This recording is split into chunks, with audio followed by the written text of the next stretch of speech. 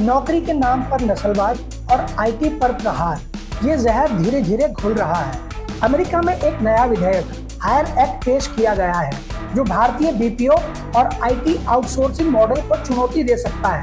इसके तहत अमेरिकी कंपनियों द्वारा विदेशी आउटसोर्सिंग पर रोक लगाने या उसे बाधित करने का प्रयास हो सकता है। हायर एक्ट में एक खास प्रावधान है। अगर कोई अमेरिकी कंपनी अपना काम जैसे call centre, accounting, data processing या आईटी सर्विस भारत जैसे किसी और देश की कंपनी को आउटसोर्स करती है तो उस काम के लिए होने वाले पेमेंट पर 25% टैक्स लगाया जाएगा। अभी तक अमेरिकी कंपनियां भारतीय बीपीओ और आईटी कंपनियों को सर्विस के लिए जो पैसा देती थी उन पर कोई अतिरिक्त टैक्स नहीं लगता था, लेकिन अगर ये नियम लागू हो गया तो वही पेमेंट 25% महंगा हो जाएगा।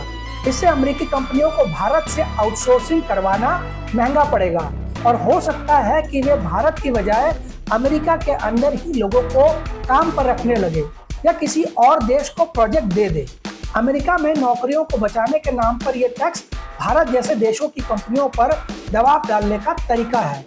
ट्रेड एडवाइजर पीटर नवारो का सुझाव है कि विदेशी, विशेषकर भारतीय आउटसोर्सिंग और ऑफशोर आईटी सेवाओं पर टैरिफ लगाया जाए जिससे उनके अमेरिकी बाजार में प्रवेश पर प्रभाव पड़े।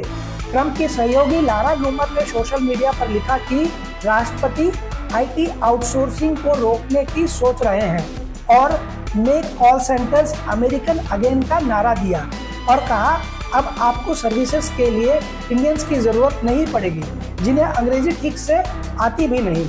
अमेरिका फर्स्ट विचारधारा के नाम पर भारतीय प्रतिभा और H-1B वीजा को निशाने पर लिया जा रहा है।